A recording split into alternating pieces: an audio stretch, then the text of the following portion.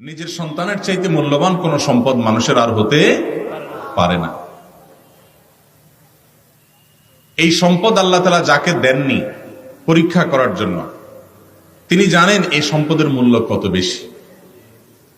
যাকে আল্লাহ তাআলা কোনো সন্তান দেননি, নিঃসন্তান রেখেছেন, সে আল্লাহর বান্দা জানেন যে এই নিঃসন্তান হওয়ার কষ্ট বেদনা কত মারাত্মক, কত বেশি।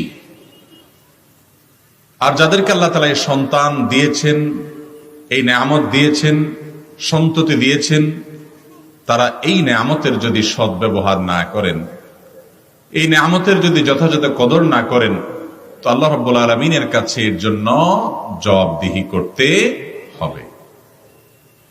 আমরা আমাদের দেশে সাধারণত একমুখী ওয়াজ শুনে অভ্যস্ত, আর সেটা হলো বাবা মায়ের অধিকার, বাবা মায়ের হক।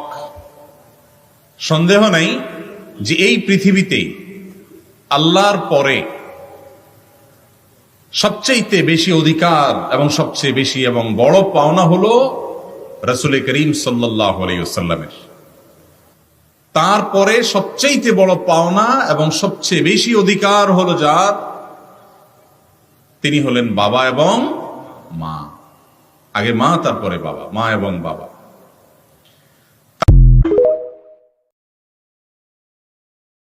নিজের সন্তানের চাইতে মূল্যবান কোন সম্পদ মানুষের আর হতে পারে না।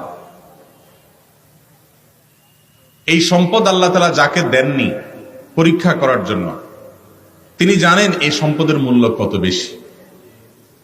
যাকে আল্লাহ তাআলা কোনো সন্তান দেননি, নিঃসন্তান রেখেছেন, সে আল্লাহর বান্দা জানেন যে এই নিঃসন্তান হওয়ার কষ্ট বেদনা কত মারাত্মক, কত বেশি। আর যাদেরকে আল্লাহ তাআলা এই সন্তান দিয়েছেন, এই নেয়ামত দিয়েছেন, সন্ততি দিয়েছেন, তারা এই নেয়ামতের যদি সদ্ব্যবহার না করেন, এই নেয়ামতের যদি যথাযথ কদর না করেন, তো আল্লাহ রাব্বুল আলামিনের কাছে এর জন্য জবাবদিহি করতে হবে। আমরা আমাদের দেশে সাধারণত একমুখী ওয়াজ শুনে অভ্যস্ত, আর সেটা হলো বাবা মায়ের অধিকার, বাবা মায়ের হক। সন্দেহ নাই যে এই পৃথিবীতে আল্লাহর পরে সবচেয়ে বেশি অধিকার এবং সবচেয়ে বেশি এবং বড় পাওনা হলো রাসূল করিম সাল্লাল্লাহু আলাইহি ওয়াসাল্লামের। তারপরে সবচেয়ে বড় পাওনা এবং সবচেয়ে বেশি অধিকার হলো যার, তিনি হলেন বাবা এবং মা। আগে মা, তারপরে বাবা, মা এবং বাবা।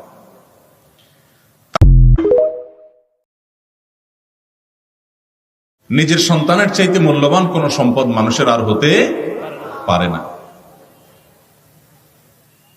এই সম্পদ আল্লাহ তাআলা যাকে দেননি পরীক্ষা করার জন্য, তিনি জানেন এই সম্পদের মূল্য কত বেশি। যাকে আল্লাহ তাআলা কোনো সন্তান দেননি, নিঃসন্তান রেখেছেন, সে আল্লাহর বান্দা জানেন যে এই নিঃসন্তান হওয়ার কষ্ট বেদনা কত মারাত্মক, কত বেশি। আর যাদেরকে আল্লাহ তাআলা এই সন্তান দিয়েছেন, এই নেয়ামত দিয়েছেন, সন্ততি দিয়েছেন, তারা এই নেয়ামতের যদি সদ্ব্যবহার না করেন, এই নেয়ামতের যদি যথাযথ কদর না করেন, তো আল্লাহ রাব্বুল আলামিনের কাছে এর জন্য জবাবদিহি করতে হবে।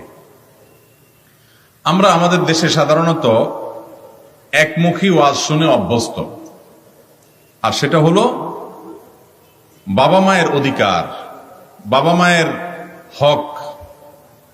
সন্দেহ নাই যে এই পৃথিবীতে আল্লাহর পরে সবচেয়ে বেশি অধিকার এবং সবচেয়ে বেশি এবং বড় পাওনা হলো রাসূল করিম সাল্লাল্লাহু আলাইহি ওয়াসাল্লামের।